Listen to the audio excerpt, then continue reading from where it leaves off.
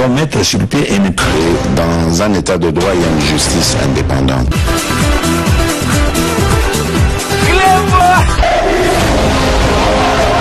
Ce n'est pas pour rien qu'il faut déconstruire.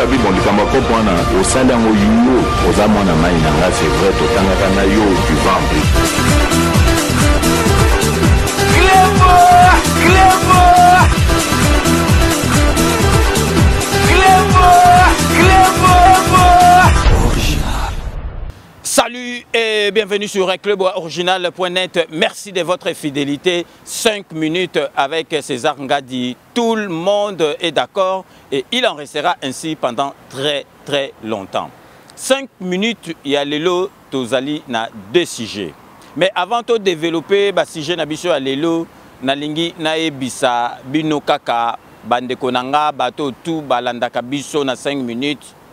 Il faut Congolais tolingana. Congolais, il faut tolingana. Parce que ceux qui tolinganité entre biso ba Congolais, au nyo surtout président de la République Azali Kosala et l'autre côté. Congolais, il faut tolingana nanu biso na biso entre biso pour mboke kende liboso. Parce que bozo mona kindoka ba Congolais biso to kanisa ki penza ke tozui mwana mboka tozui mwana ya papa Tshisekedi oyo alongola biso bo bangi oyo akotisa démocratie na mboka na biso to kanisa ki que makambo eko changer. Mais avec regret toye ko remarquer que Congolais a commis motema mabe na kindoki donc tokoki kutu ko expliquer yango te. Mais eloko na répétaka à maintes reprises Congolais toye ba esika to witi musika Congolais to bandaki ko lela étranger longwa bati ata mbo ata makaku mais nzambe alingaka Congo ayokele biso mawa atina tête ya mboka na biso mwana mboka combattant yango na lobaka ba combattant il faut to sepela parce que na likolo ya mboka na biso na tête ya mboka na biso ezali combattant mutu azui pouvoir mais tozali ko comprendre te soki eloko nini ekomela biso na mboka na biso tokomi motema mabeli kundu koleka ndenge tozalaki avant. Bomona pour la première fois mboka na biso tozwa présent moko apesi mboka na biso na maboko ya Nzambe. Apesi mboka na biso na kolo a tala ye moko masolo bomona ki réveillon o elekaki président de la République fala kendata ko sable ba champagne na famille na ye na nini mais a passé yango na kosambela pona mboka na biso apesi mboka na biso na maboko ya nkolo oyo nanu esalema te yango bozo mona ba makambo nyonso to ezoleka ba contre-temps oyo ezoya na ndenga kindoki ezosimba te na président na biso affaire avion président aleki nango o destitution esimbi te donc nyonso tout oyo ezosalama na ndenga kindoki po epesa ba contre-temps na mboka na biso par le biais à président na biso ezali kosimba te parce que président na biso azali na pouvoir na ye ezali kaka ya peuple te ezali pe pouvoir moko ya Nzambe azali na mission divine oyo Nzambe apesa ye po amema mboka na biso esika oyo efo ezala yango na bomoni ke ba contre-temps ekoki kozala te. J'en profite de l'occasion ndenge nazali koloba makambo oyo tolingana biso na biso po nasenga na bino a vraiment bandeko nanga to sambelaka po na mboka na biso. Donc j'en profite de l'occasion na kati ya émission oyo pour na recommander bino na séminaire ya mama prophétesse Yvette Omanga oyo ko salema na Aubervilliers les 15, 16, 17 et 18 juillet. Boya ebele boyoka maloba oyo sengeli boyoka po bo changer mitema ba oyo bajo changer mitema te baya quand même na recommander bino na séminaire oyo ya mama na biso Yvette prophétesse Yvette Omanga akosala le 15, le 16, le 17 et le 18. Donc biso tout ozala wana yango wana na sengi na bino bozana parce que Congolais tolingana bato mitema ezama be quand même. Donc vraiment boya wana parce que ezali occasion moko boyoka mama na biso Yvette Omanga nazola sabino ka photo moko omoni mutu soka za motema mabe to comprendre to mona pe longue komi ko changer bino moko bozo mona na tangi kombote bino moko botala ka photo oyo donc tozo comprendre te e fayu la zala ki quand même bon to koloba azala ki ne longue te mais to comprendre te botala ka photo oyo bino moko bomona botala donc fayu la se métamorphoser kaka na ba tanka ko parce que les mususu zo mona soki mutu za motema mabe et longue pe ezo refléter ki motema mabe na donc tozo comprendre te taka fayu la zala ki bote bozo mona na photo botala ndenge fayu la commis. Donc vraiment il y a un peuple congolais to linga na biso ceux qui n'ont to linganité muta sali loko obona boyo ah ya lolo chwami ya lolo chwami Alex Sarani nango ba réalisateur na ba TV ba yeba na raté ba yeba na baza ba présentateur ya lolo chwami yeba na ya kansi ya zana nango ya lolo chwami na donc olingi muninga ozo ina muninga congolais linga aina muninga par procuration est-ce que yo ebi ya lolo chwami na ebiete na mona ka face ne na mona ka via na za fo donc ozo ina mutu par procuration yebiete o solo la na été c'est ça spécificité ya congolais botika makambwana to changer motema parce que so to changer motema te oyo nyoso tout présent ko sala onyo surtout a ko sala et ko simbaka te donc to koti sikoyo na sujet na biso ya liboso ya émission auto ebisaki bino donc to yebisa bino toza na sujet mibale ya immunité oyo balevaki ya matata mponyo na kanisi to yebisaki bino na émission otango baboyi immunité ya matata mponyo to yaki atolobaki tolobi matata mponyo ako échappé te na justice matata mponyo ako échappé te na justice et puis tu sais bien que justice a fachi so toloba fachi ezaka fachi te ezali justice oyo a instauré tu sais que fachi aza mystique donc azalaka makamoko boy bino bozo zele na gauche arobima na droite na yebisaki bino na émission auto salaki concernant tango bayaki sene sali vote et lobby ba makamoko ba boy kolongola immunité ba tutu ba lembaki tozaki na ba méchant mais na yebisaki bino boye ba ke matata mponyo na ba grand fa kwa nyo surtout bako kimate bako kangama bako échapper te na justice bino mo bolanda extrait o na salaki relative ya émission oyo na salaki concernant tango immunité donc Sénat et boyaki ko longola immunité ya matata mponyo restez connectés sur Club Original à tout de suite bayibaki donc matata mponyo akoyi ko échapper justice ya mboka na biso te botala kaka vraiment est-ce que beaucoup ko imaginer penza mboka ndenge comme partait ndenge wana bato bazo bimisa kaka kei na ye kaka lali na ye alali ne ka pongi abimi azui $20,000 alala bi $15,000 donc ezali do bambongo moko monaki yango na tango bazo kaba bambongo ezali vraiment pasi na mawa na mote bino mo boy tolanda donc toloba kango yango na ebisaka bino fo bolanda ka 5 minutes biso to sala émission te par émotion likambe bimika mbala moko to yeto bandoloba to étudier nanu to vandi penza donc to étudier na équipe mobimba to yeto yebisi bino moni makamna lobaki yango esalami parce que matata mponyo bango bakanisaki ke ako échapper na baki ako échapper te loko pe tozo senga ba konja mboka bomoni exemple ya Tambwe Mwamba basali masolo Tambwe Mwamba bu aller à Bendani donc tout la mousia ça comme la Belgique a bimisi maseke to sengi vraiment na bakonzi botalaka ya matata mponyo donc toyoka te ke o akomi soki wapi donc bozala na déjà mutu ndengo nde balongoli donc immunité na akomi citoyen normal citoyen classique il faut donc azala na résidence surveillée donc bo surveiller ka eti akoke na justice toyoki pete matata mponyo azana colère alobi ke ah donc bino soko bolongoli immunité parlementaire nanga immunité nanga en tant que sénateur mais boye bake likonda wana toliaki biso mokote na ko panza makita biso to esi matata mponyo panza makita donc bo panza makita obimisa ba fa quoi parce que olia pe yo mokote donc en tout cas pe nazo comprendre donc fati ara misik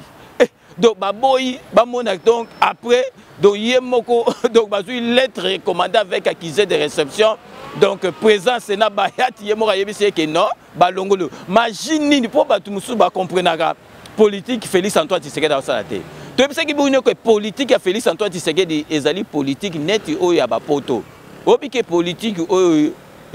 bobi que démocratie et qui dictateur. Qui dictature ezali nango kaka muta sakani na yoka bo katie mutu. Donc azana tant que le baté mais sikoyo démocratie donc eza penzo zo mona penza mutu aye penza ke boke na Sénat donc baboyi. Mais sikoyo boule nini na kosala donc fatia za muta ba stratégie donc fatia mo so ba memi ata na France a remplacer Macron et connaît bien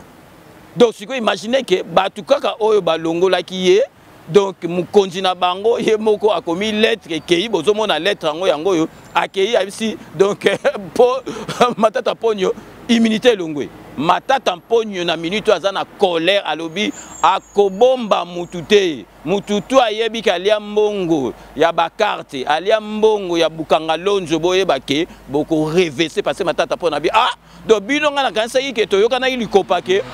bomba nga donc bino bo livrer nga ah donc bino bo kanisa ke nazanga moko donc ba fa kwa tu ba kobima Matata Ponyo 5 minutes avec César Ngadi toyebi so Matata Ponyo monde ba livrer ba faux bato monde ba livrer yo ba faux bato donc Matata Ponyo nyata donc bimisa ba fa kwa tu donc parce que toyebi ko za yo moko te donc on ezali kaka na cadre ya liseki donc boye ba ke mboka na biso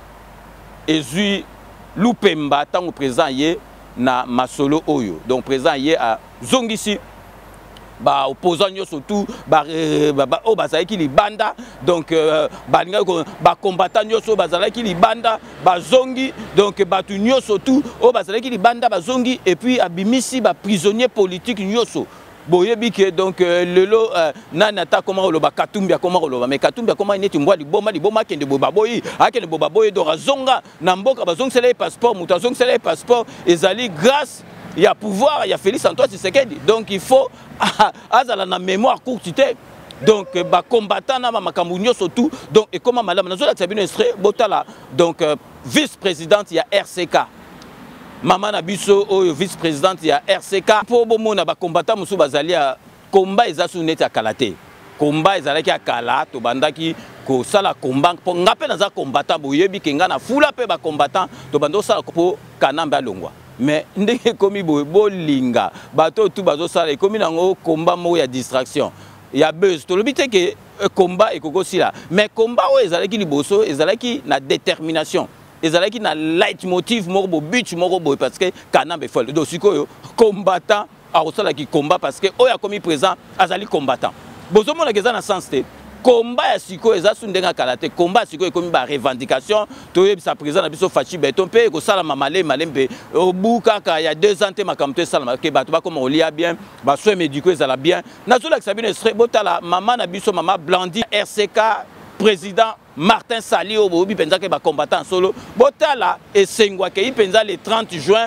devant monument aux échangeurs ya Lumumba azo pesa discours azo pesa la penza na Kisasa donc esengo te bongo yo zalia onga na za combattant bachanga ba photo nini bacha yo bayebi yo po bakanga yo botela bino moko mama Blandine vice-présidente ya RCK onga na bengake la dame de fer donc azali na kata masolo bolanda restez connectés sur Club Original.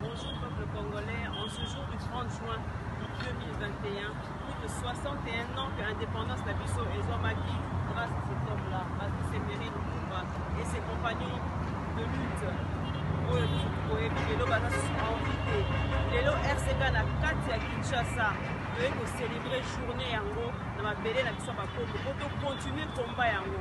malgré avènement ya changement politique eko sala na kati ya mboka na biso mais bapaya banguna bao balingi Congo te o balingi Congolais te bazali kaka kosala na kati ya mboka na biso esengeli yo ngai biso bana mboka elongo totonga mabele na biso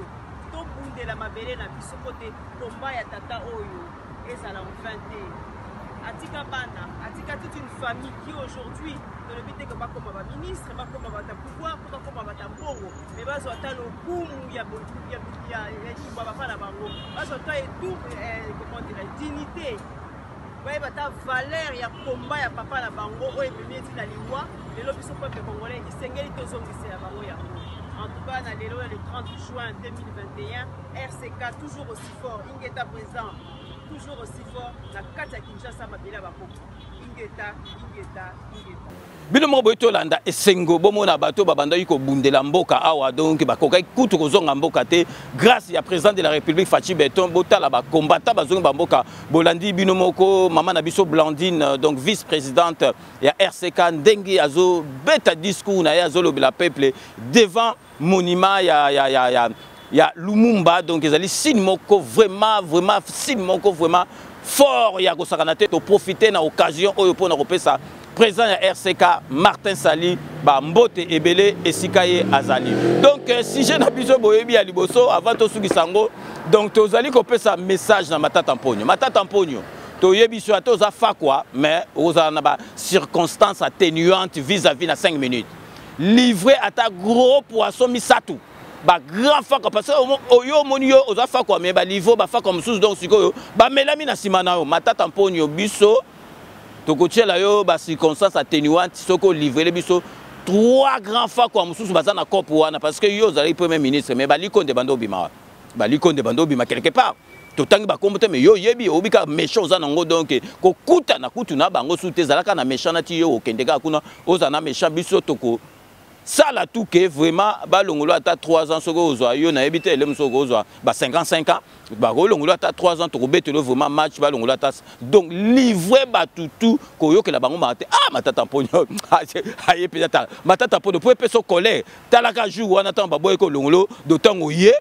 au mati likolo après choix ozo féliciter ba master no ba sénateur bo sali malamu bo monique justice donc talaka avec bazar donc ba bando ba sac matata pour mieux vaut goût jour wana il fallait ba longola donc ba boy ko longola yo après yo vali na parler ba tindelo lette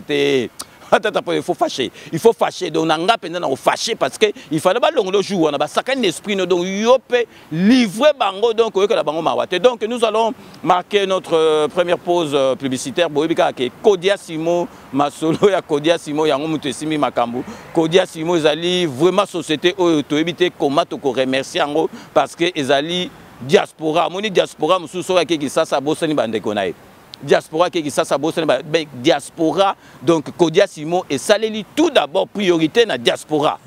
banda kwa liboso ba mbela liboso epesi diaspora donc ba quantité belé parce que ba yebi que diaspora awa pa kota na système à crédit le mususu donc moi sina mobali donc matata ye mujingile donc au mona lem so azana mbongo na ndako mais système à crédit immobilier azo kotate donc Kodia Simo ezali makambo ke bobuka na te parce que kuna na maluku cité kimia a bandako déjà batutu ba komi kozwa donc bino mo bolanda oyo vraiment Kodia Simo ye mokalobi donc 5 minutes avec César Ngadi. On revient tout de suite. L'entreprise Kodia Simo présente la cité Kimia. Vous êtes congolais de la diaspora ou fils du pays? Venez découvrir et investir au sein de la nouvelle cité Kimia. Le groupe Kodia Simo vous propose une cité résidentielle avec plus de 450 maisons modernes,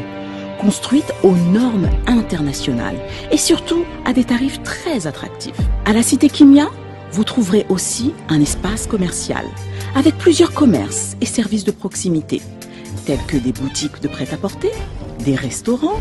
des boulangeries, des salons de coiffure, mais aussi des banques, des pharmacies, l'hôpital de la diaspora. Investir à la cité Kimia, c'est contribuer au développement économique en République démocratique du Congo. Mais c'est surtout croire en un Congo nouveau. La cité Kimia est située dans la commune de Maluku, à seulement 25 minutes de l'aéroport de Njili, 10 minutes de Safari Beach et 15 minutes de Kinkole.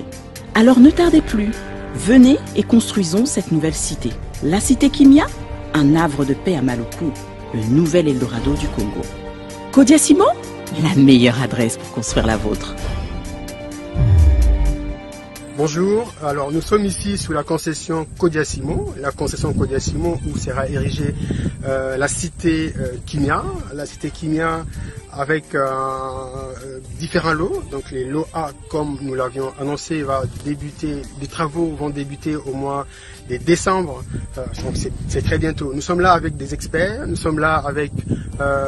nos architectes, nous sommes là avec les géologues, nous sommes là avec tous les experts dont on a besoin pour pouvoir viabiliser les terrains. Les travaux sont là, la concession est là, nous avons une belle concession de 34 hectares sur lesquels nous avons érigé ces travaux. Donc nous vous remercions de la confiance que vous nous avez témoignée jusqu'ici, pour ceux qui ont réservé leur lot, pour ceux qui nous ont appelés des par le monde, États-Unis, la Suède, on n'oublie pas, le Japon également, la Belgique et la France. Là maintenant nous sommes à Kinshasa, nous allons débuter la commercialisation à Kinshasa. Nous vous avions réservé les meilleurs lots, nous avons réservé la première partie de commercialisation d'abord à vous qui êtes à la diaspora. Et maintenant nous allons lancer la phase de commercialisation à nos frères qui sont ici à Kinshasa.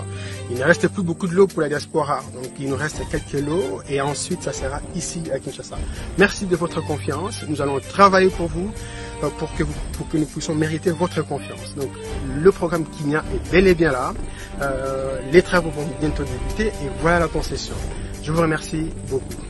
Banaki, après le lancement de Kodiasimo na Poto, nous avons le na Kinshasa pour la réalisation. Balo Eza, et de l'attente réservé. Kodiasimo, C'est mignon. Kodiasimo, C'est la qualité. Kodiasimo, C'est la meilleure adresse pour construire la vôtre. Boiti bino kolanda Kodiasimo ezali makambo solo. Soki tozali koloba ezali makambo solo mais obika congolais soki likambu et mati likolo ekomika est-ce que niveau eza ba congolais niveau ezala raté parce que soko tangi classe A en France. Na ba français bozali na ba professeur moko. Ezaka net exemple donc maman Nabiso Nicole de Paris modéliste donc attitré atanga classe A en ça dans ba Champs-Élysées. Donc ceux qui ont donc veste ndenge batongaki kuna ya changeango a changer mais mutu soka ya mo une atelier na ye azokama azotourner et orokoka mais atanga na mindele donc ba professeur moko donc ba kosa ba yele moko donc yangona to zali vraiment ko féliciter donc maman Nabiso Nicole de Paris à na Saint-Denis na porte de Paris donc na 70 boulevard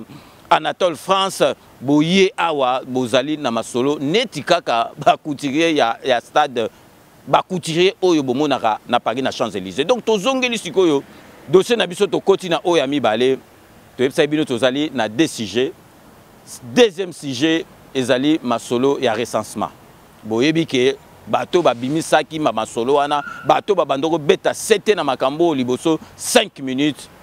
ezalaki na kanisi so to lobite ke pour ne pas se vanter donc tozalaki na kanisi bato ya liboso to bando beta 7 to lobi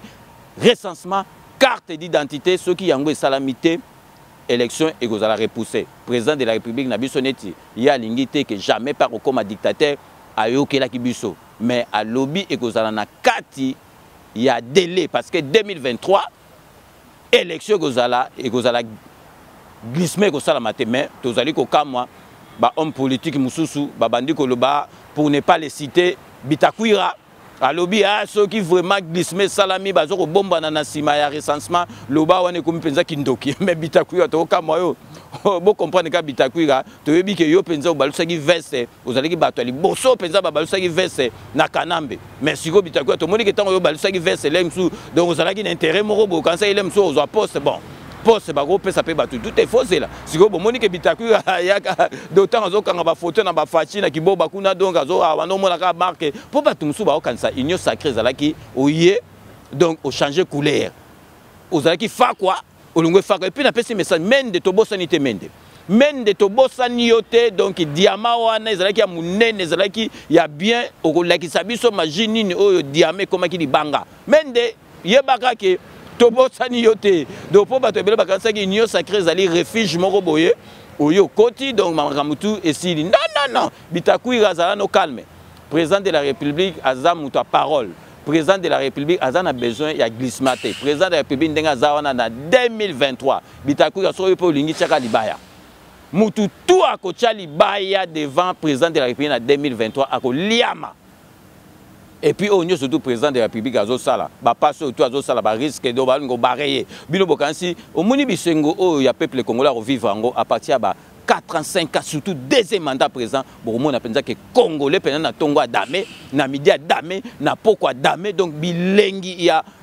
Congolais, pensant que Mona Mboka a échangé à partir du deuxième mandat. Donc, Boka s'attend que Félix Tshisekedi Aza, Mbendo, Aza, Yuma, Zosa, la Bino Boulot, pour Bino Boko profiter. Mouta ko profiter, et puis Boye Bake glissement aux alatés, recensement Zosalama et aussi là, avant 2023, avant l'élection. Donc, Togo Yeba, Nani Azali Congolais, Nani a voté, et puis, et que la vote Moko Penza, oh, Nani Salama, Namboka Nabisote, parce que Tozali sur, oh, tu as Kocha di Baya, a Kocha di Baya. Ayebakeke ako liama penza na ndenge vraiment o etengeli penza liama donc bako lapa pe ako lapa dotoningo to la seblo botalaka mentalité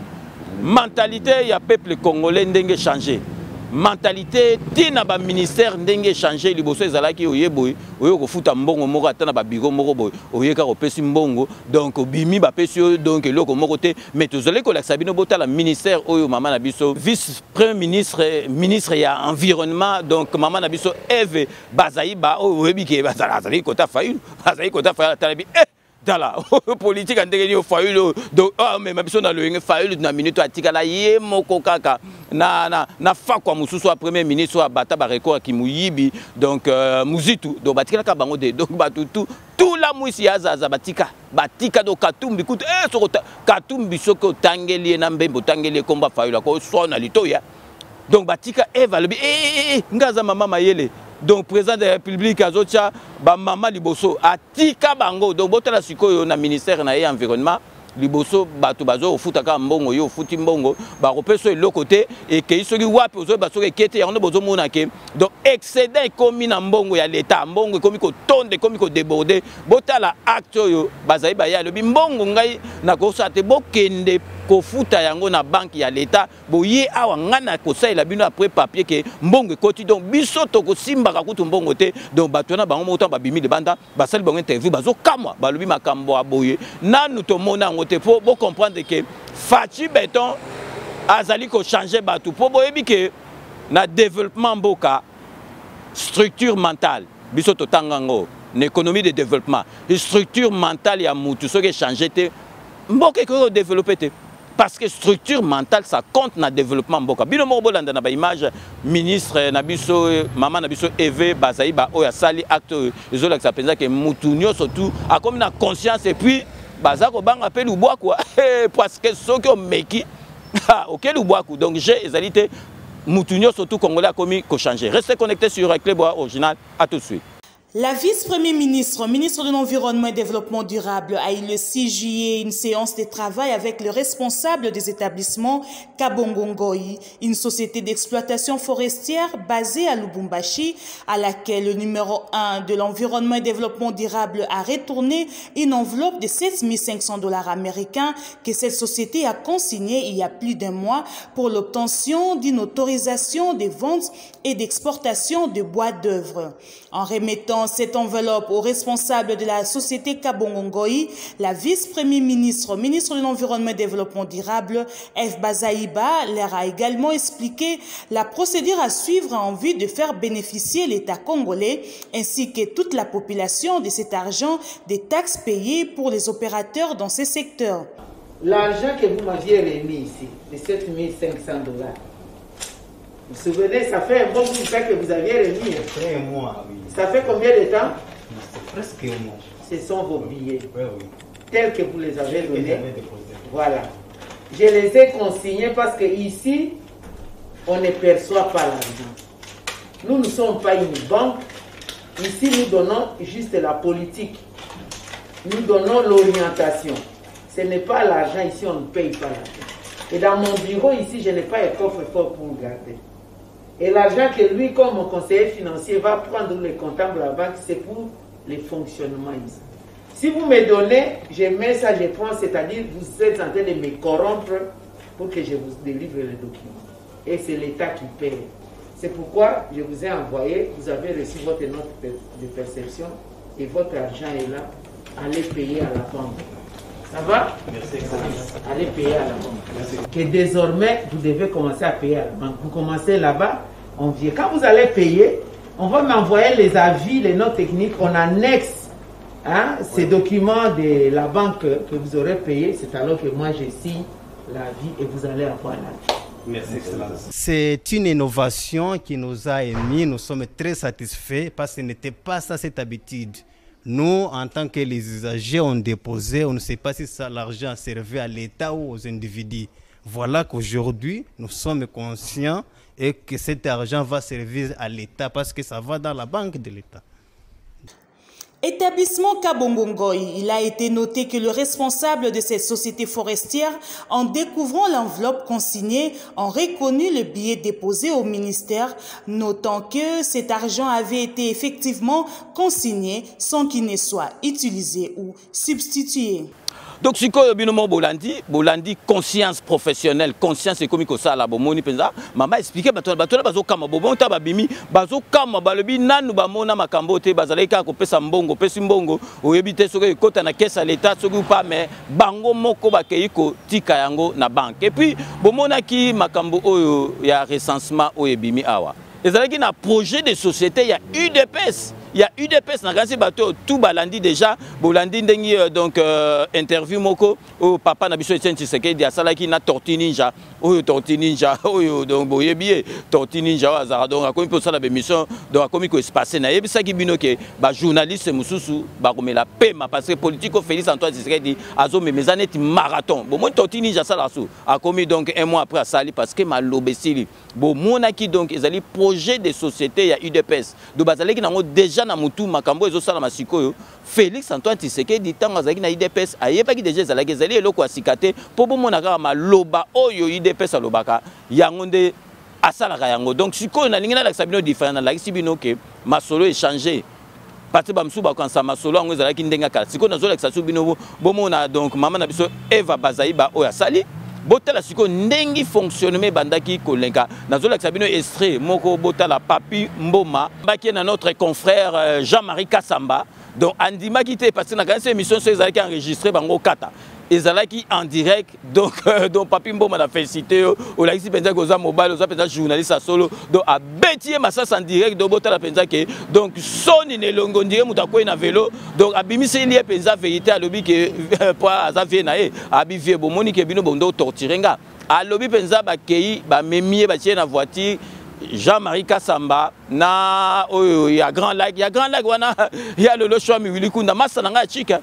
donc masananga ya chiki ya IEC donc bazui ya Grand Lac Sampengo d'ailleurs je salue donc bazui Papi Mboma batie na car ba na Banque Nationale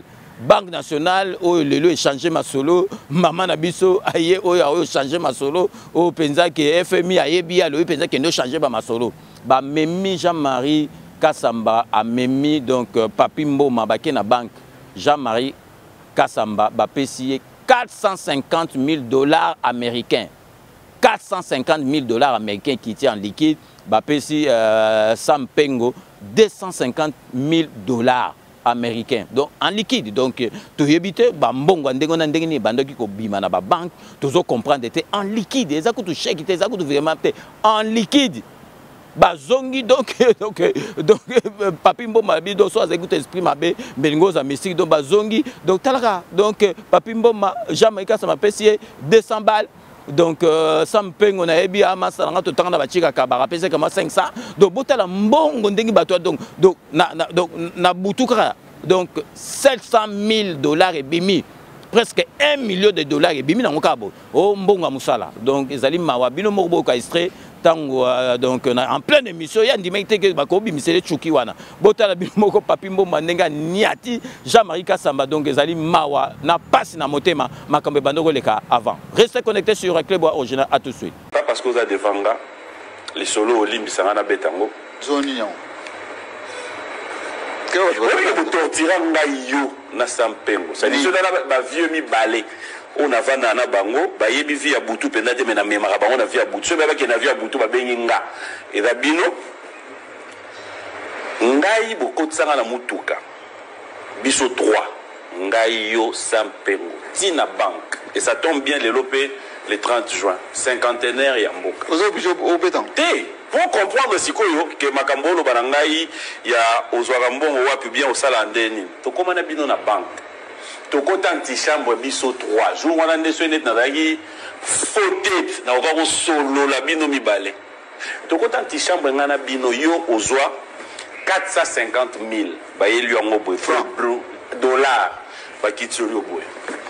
Sampengo mbei $250,000 baya bachabwe tovandi biso 3 tokota na bino na voiture tobima na sac tokota na mutuka tokenda bokitisa nga pa kaki ya kewa na tuna bino pena na bivier o bosala ngeza ka torture morale bozui la bo pianga rien o réponse bo pianga petit zambonga boulot yo o pianga 200 Sam a pianga 500 na pas na tuna na bivier la retour bozui mbongo bo pianga yango mais j'aime bien il y a quelque chose dont je vous ai dit na sibino na bi et en avant na bino bosala ça me fait du bien et puis ça a courage ya vie courage à bosser.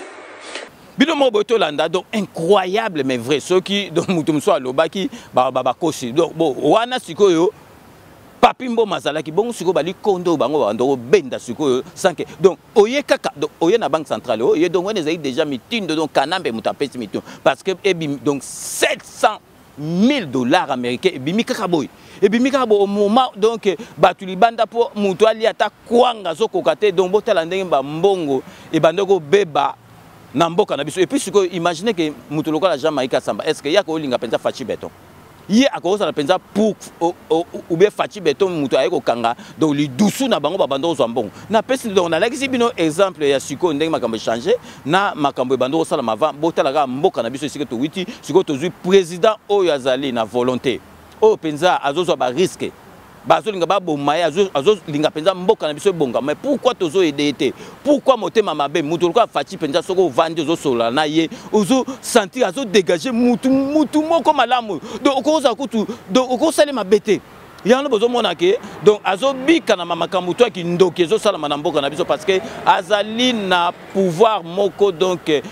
ba pesier donc eza masolo moko donc ya nzambe et puis azali mutu malamu donc avant to kota na deuxième tranche na biso ba publicité tozo profiter pe toyebisa bino bana mboka moni na poto a makambo akolala bandako ezalaka pasi so ke makambo mindele ezalaka pasi donc il faut zala na makambo belé mais lelo na 5 minutes to pesi bino vraiment occasion boyeba ke makambo na bino bandako solution déjà ces amis solution ezwami soko zoluka ndako studio donc 2 pièces 3 pièces 4 pièces 5 pièces na HLM privé donc ndeko na biso ya mobali azali ko salisa bandeko na ye bozi la teke mundele muta ko salisa yo parce que bandako boyebi ke na mabeli bandako ezalaka ba pesa ka bandeko na bango o ezalaka penza ke bandako ezalaka na mboko yo mais siko pour ba peso il faut ça na kati ya circuit na bango mais boyeba ke à compter de ce jour dorénavant donc masolo changer tozo pesa bino ba coordonnées ya ndeko na biso Pichu Kitenge appartement donc de thème appartement pamba donc mundela baxi kombo mususu donc Pichu Kitenge appartement donc au bengi kaka donc ba bureau na ezali na 12 rue Jean-Jacques Rousseau na Colombe Pichu Kitenge appartement donc bozo mona photo na yewana donc masolo na bino ya ba appartement ozaloza na ba ressources nini benga Pichu Kitenge appartement solution na yo ezwami donc tozali ko pesa bino bomoni ba numéro ezali ko défiler to pesa pe bino ba numéro ango 07 51 43 12 26 bo benga ye na ba numéro mibale ezali ko défiler na se bo bengi ye bo zu rendez-vous na ye so bo ko leka na bigoto bo bengi donc solution na bino ya bakiboba ya bandaku parce que tambola mais butu yebaka ke sika kolala ezala bien donc Pichu Kitenge appartement solution na bino ya appartement na kati ya Panama donc sur eleki donc bozana na bino ya ko sepela parce que Pichu Kitenge appartement azali wana po na bandako na bino awa na kati ya Paris donc to marqué deuxième pause publicitaire na biso boyebika ke balis santé azali flat oyo to recommandaka bino na limité ce que longwe a ok na kisasa place akolala ezali ya malamu roblota bandoto malamu et puis boyebika ke Sepela TV décodeur oya bana mboka ezana ba chaîne nyonso tout bisengo ya mwana mboka mwana ka mboka mutoka imaginant mundele te ka ozwa décodeur achelo na ndako cha biloko na banga mindele mena Sepela TV ezali donc ko seplisa mwana mboka nyonso tout et puis avantage ngo ezali décodeur o china pocha muke o tamboli esika nyonso tout ezali o branchango o tali na yo donc et puis bobo sanate donc les grands traiteurs na biso Romain Lunga na kata Bruxelles donc masolo ya bilubu ya ba feti donc sireleki donc pour ne citer que ces trois-là, bah, sponsors Nabiso, restez connectés sur Clébois Original. À tout de suite.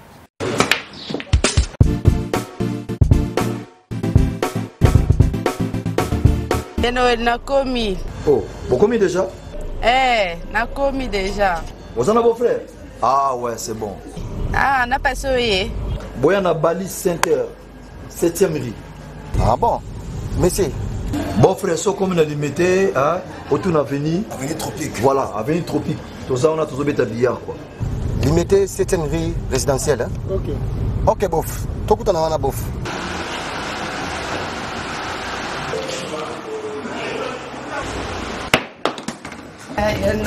Oh, ma petite sœur, ça va?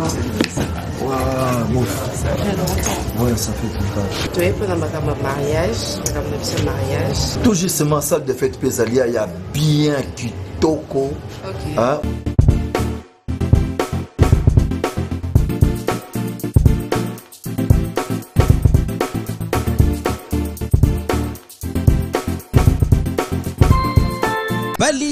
Center. Un cadre magnifique pour vos diverses manifestations et vos rendez-vous d'affaires. Un restaurant avec menu diversifié à votre convenance. Cuisine africaine, cuisine européenne, cuisine américaine et continentale. Un salle de banquet de luxe avec plus de 400 places assises pour un mariage de rêve. Collation, anniversaire, conférences, réunions de services et diverses manifestations. Balise Center. Nous disposons de studios médium standard et des luxe à votre portée. 2 appartements de 1 et 2 chambres avec salon, cuisine et salle de bain. Et des 3 chambres, salle à manger plus 2 salles de bain. Balise Center avec terrasse intérieure et extérieure, VIP, rien que pour vous. Nous sommes sur 7e rue, place commerciale, sur l'avenue des Tropiques, numéro 83, référence clinique Bondéco dans la commune de Limete. Pour plus de contacts et réservations, plus 243 81 799 82 47 82 34 121 62. Vous pouvez aussi nous visiter sur www.baliscenter.com. Flat Hotel Balise Center, l'excellence dans la simplicité.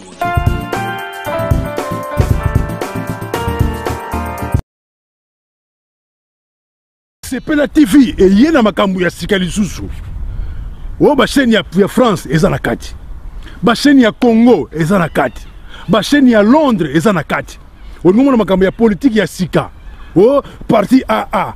eza na kati. O parti BB. O CFAIO eza na kati. Ya Sepela TV. Bouquet comme ya muke boye. O tina poche voyager na ngokeno partout lingi. Na bouquet no ya Sepela TV. Sepela TV. Mais ma biso n'engozo mais ma biso on a 4K. Machine ma daka. Sepela TV. Bienvenue dans le monde de Sepela TV. Sepela TV est le décodeur qui vous permet de suivre les chaînes du Congo en direct de la diaspora.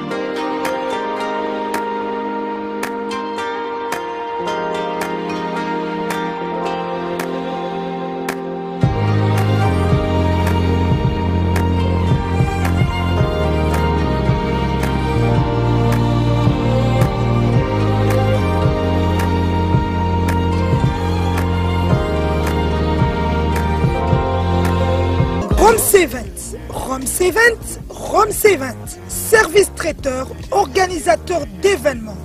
allant du cocktail en passant par les akouski et le traiteur qu'il faut. Vous avez toutes les spécialités, africaines, européennes, asiatiques, du monde entier. Quel goût, quelle perfection, quelle propreté. La dégustation est au rendez-vous grâce à Rome C20. Vous savez les contacter au 0032 465 22 11 72. Rome C20, le meilleur dans son domaine.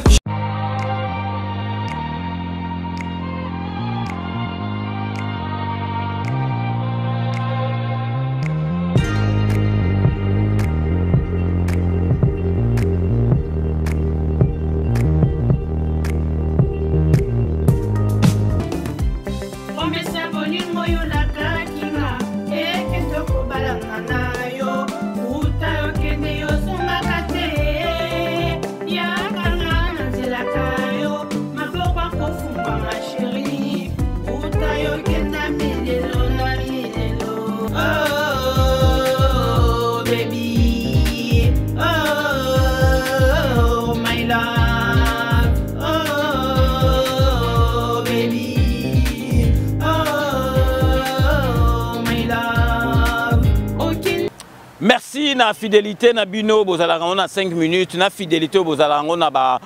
sponsor on a biso donc parce que congolais ndeki président de la République à lobby donc congolais faut comme millionnaire parce que tous na ba minéré to bénéficiaire na ngote mais congolais faut comme millionnaire donc vraiment ba to ba wuta libanda yango bo mona ki président de la République a kati contrat oyo kanamba sala ki na ba chinois donc siko comme penza que contrat 50-50 yo zui biso pe to zui yata ke ozo sa la biso ba minéré na biso zo biso moko tozo profiter donc vraiment to commis presque à la fin ya émission na biso donc na récapituler mukie donc matata tamponio ko bosana message to PCOT parce que matata tamponio ba saka un esprit na yo nande pesa grand boule matata tamponio ba saka un esprit na yo fallait ba longolo ka humilité no ka tango ka wana do ba yena ba PCO donc aux bonheur moko éphémère donc sengo moko ka donc ya tango mukie après ba tindeli lettre est-ce que liboso donc ba lobaki yango bien te donc ça n'est pas abatike nanu do yo zongo mo neto komi pepele matata mponyo donc to sengi na yo livrer ata 3 batu mususu ba fa comme ça yo mokote 3 batu biso to côté la yo pe na marque na biso ba olongolo ata 10 donc livrer les biso 3 donc yo siko pour penser peso colère matata po tala jouana d'autant on mati penzo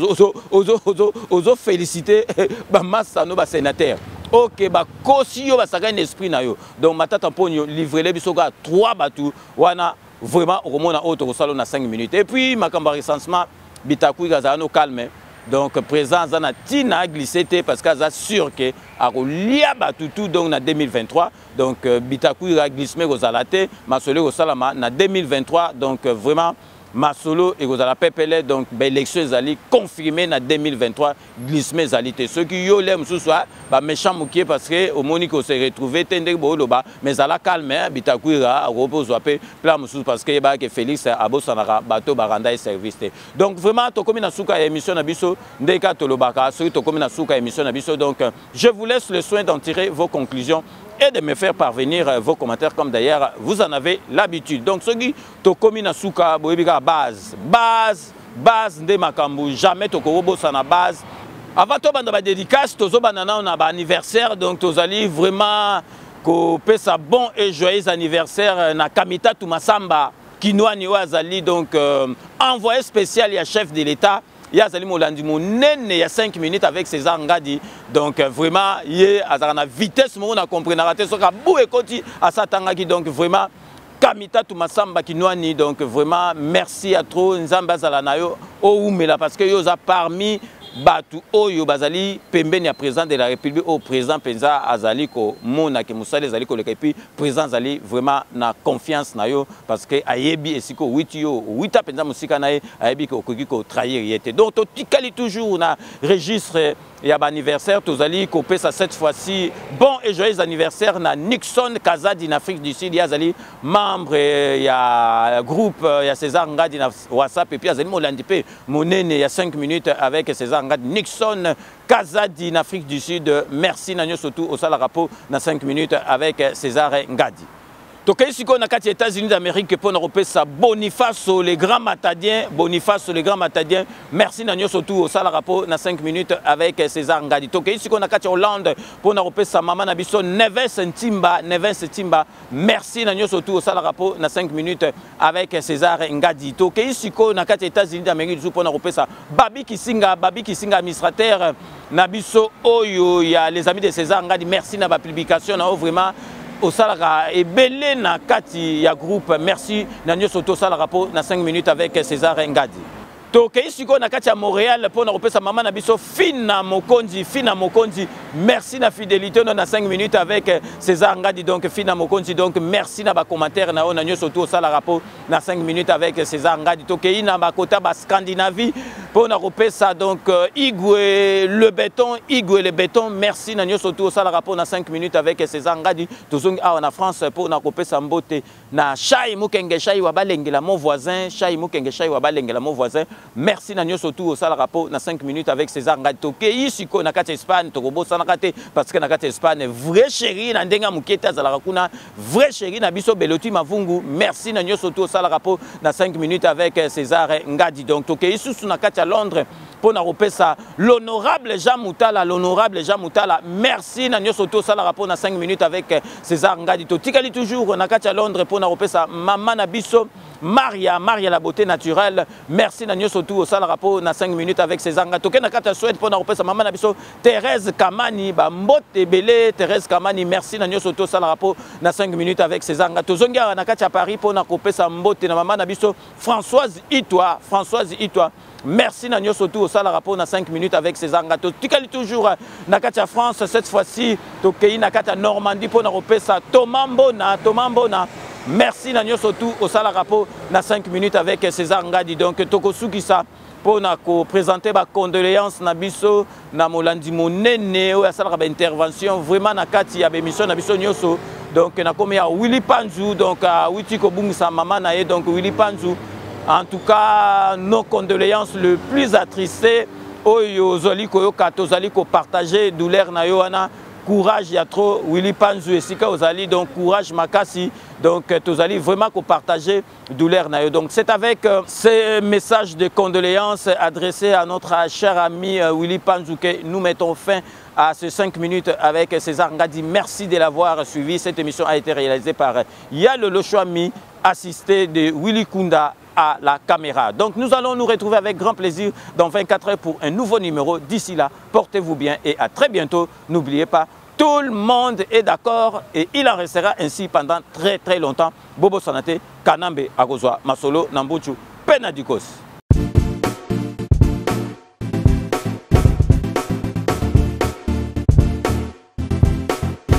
On doit mettre sur pied une créer dans un état de droit et une justice indépendante.